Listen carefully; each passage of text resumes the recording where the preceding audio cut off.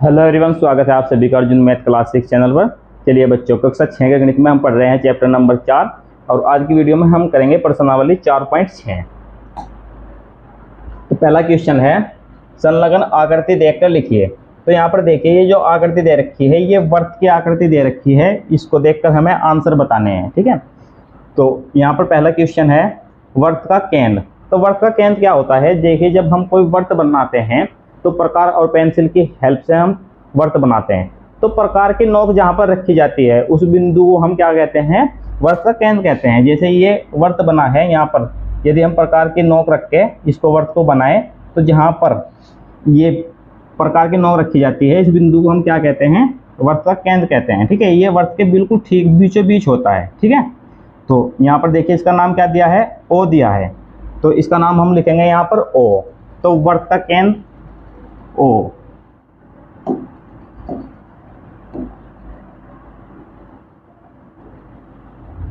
यहाँ पर लिख देंगे ओ। 3 त्रिज्या लिखनी है इसमें। देखिए त्रिज्या क्या होती है? जैसे ये वर्त है, यहाँ पर ये इसका केंद्र बिंदु है, तो जो ये वर्त की परिधि होती है, परिधि के बिंदु से और केंद्र बिंदु को मिलाने वाला जो रेखाखंड होता है इसको हम त्रिज्या बोलते हैं। ठीक है, इसको हम यहाँ पर आर से नाम देते हैं, आर लिख सकते हैं। तो परिधि से केंद्र बिंदु को मिलाने वाला रेखाखंड त्रिज्या होती है। तो यहाँ पर देखिए इसमें दिया गया है ए से ओ, तो ये ए से ओ ये भी त्रिज्या है और फिर बी से ओ तक ये भी त्रिज्या है। ठीक है, क्योंकि ये परिधि के बिंदु से केंद्र बिंदु को मिलाने वाली रेखा है। ठीक है, इसी प्रकार से ये सी से ओ, तो ये भी त्रिज्या है। तो इस प्रकार से इसमें 3 त्रिज्या हो गई। ठीक है, ए ओ, बी ओ, सी ओ। ठीक है, तो यहाँ पर इनका तीनों का नाम लिख देंगे, ए ओ, बी ओ, सी ओ। ठीक है, इस प्रकार से। ठीक है, तो देखिए यहाँ पर ए ओ, ठीक है, ये रेखाखंड है। ठीक है, जो वर्त के परिधि से वर्त के केंद्र को मिला रहे हैं। ठीक है, तो रेखाखंड के लिए क्या करते हैं, हम इसके ऊपर यहाँ पर इस प्रकार से लगा देते हैं, तो ये त्रिज्या हो जाएंगी ए ओ, बी ओ, सी ओ इस वर्त की। इसके बाद दिया है एक व्यास। व्यास क्या होता है? तो व्यास देखिए यहाँ पर जब हम परिधि के किन्हीं 2 बिंदुओं को मिलाते हैं और इस प्रकार से वो केंद्र बिंदु से होकर जाए। ठीक है, यहाँ पर देखिए जो रेखाखंड परिधि के 2 बिंदुओं को मिलाए और केंद्र बिंदु से होकर जाए इस प्रकार से, तो वो क्या बोलते हैं? उसको व्यास बोलते हैं इस प्रकार से। ठीक है, ये देखें यहाँ पर परिधि के 2 बिंदु को मिलाने वाला रेखाखंड जो केंद्र बिंदु से होकर जा रहा है, ठीक है, उसे हम व्यास बोलते हैं। तो यहाँ पर देखिए इस प्रकार से कहाँ पर है? देखिए ए सी। ठीक है, ये परिधि के 2 बिंदुओं को मिला रहा है और केंद्र बिंदु से होकर जा रहा है। ठीक है, यहाँ पर देखिए ये केंद्र बिंदु से होकर जा रहा है, तो ये क्या है? व्यास है। तो इसको लिखेंगे यहाँ पर ए सी। तो ए सी क्या हो जाएगा? इसका व्यास।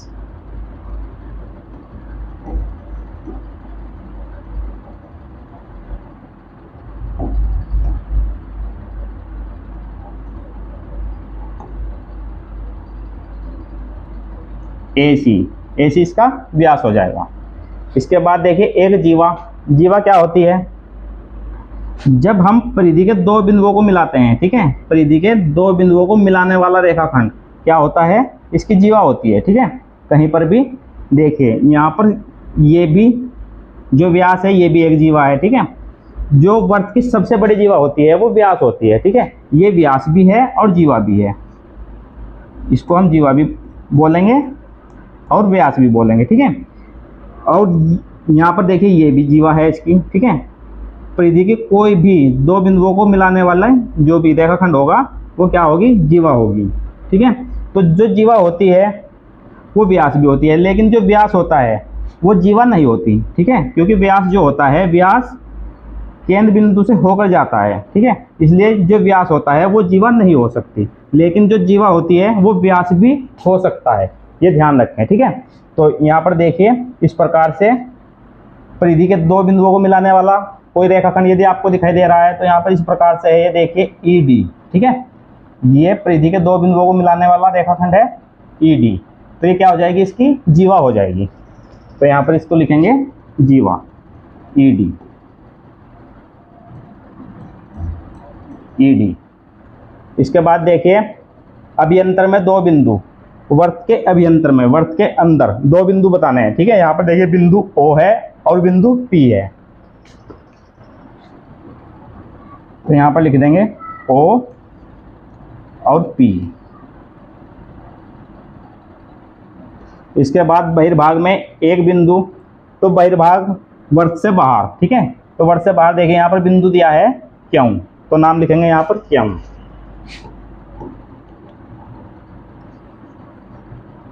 इसके बाद एक त्रिज्याखंड, त्रिज्याखंड क्या होता है, जैसे ये वर्त है, ठीक है,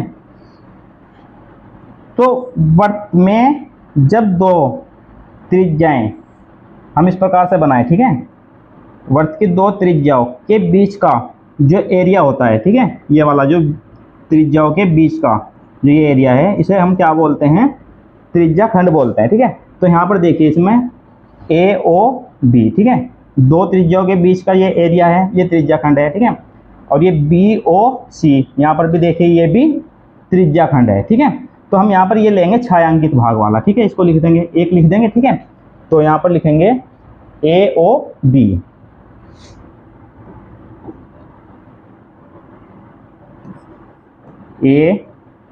AOB, ब्रैकेट में लिख सकते हैं छायांकित भाग,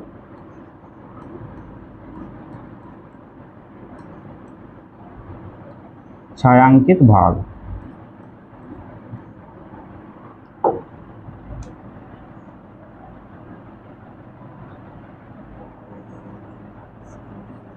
ये हो जाएगा। इसके बाद देखिए एक वर्तखंड, तो वर्तखंड क्या होता है, यहाँ पर समझिए इसको, वर्तखंड को, जैसे ये वर्त है तो वर्त में जो जीवा होती है, ठीक है, जीवा हम समझ चुके हैं, जैसे ईडी, ठीक है, कोई भी जीवा होती है, ठीक है, तो वो वर्त को दो भागों में बांट देती है। तो यहाँ पर देखिए ये इसका छोटे वाला भाग है और ये बड़े वाला भाग है, ठीक है। तो ये इसका क्या हो जाएगा, वर्तखंड हो जाएगा, ठीक है।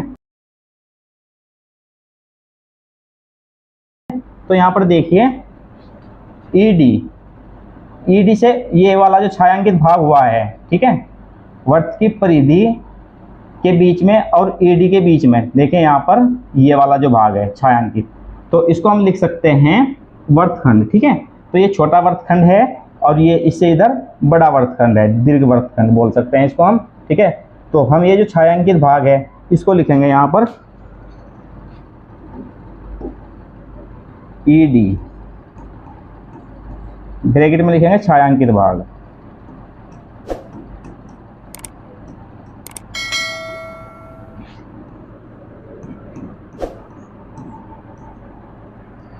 चलिए इसके बाद नेक्स्ट क्वेश्चन है क्वेश्चन नंबर 2। क्वेश्चन नंबर 2 का ये पहला क्वेश्चन है, क्या वृत्त का प्रत्येक व्यास उसकी एक जीवा भी होता है। हाँ ये ठीक है, सत्य है, क्योंकि हम जानते हैं जो वर्त की सबसे बड़ी जीवा होती है वो वर्त का व्यास ही होता है, ठीक है। जैसे कि यहाँ पर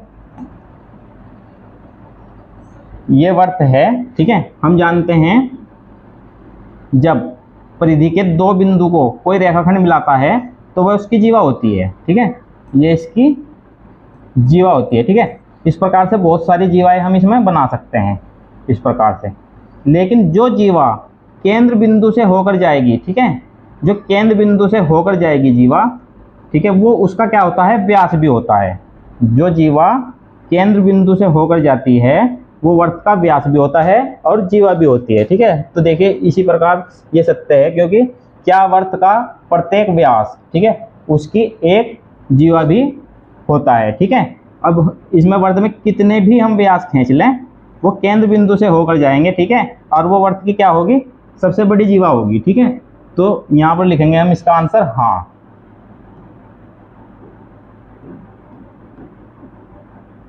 इसके बाद देखिए क्या वर्त की प्रत्येक जीवा उसका एक व्यास भी होती है, ये सत्य नहीं है, ठीक है। क्या वर्त की प्रत्येक जीवा इसका व्यास नहीं हो सकती, ठीक है, क्योंकि व्यास जो होता है, व्यास केंद्र बिंदु से होकर जाता है, ठीक है, और जीवा निश्चित नहीं वो केंद्र बिंदु से होकर जाए, ठीक है। ये इस प्रकार से ये भी इसकी जीवा है, ठीक है, ये केंद्र बिंदु से नहीं जा रही, ये भी इसकी जीवा है, ये भी केंद्र बिंदु से होकर नहीं जा रही, ठीक है। तो यहाँ पर लिखेंगे नहीं।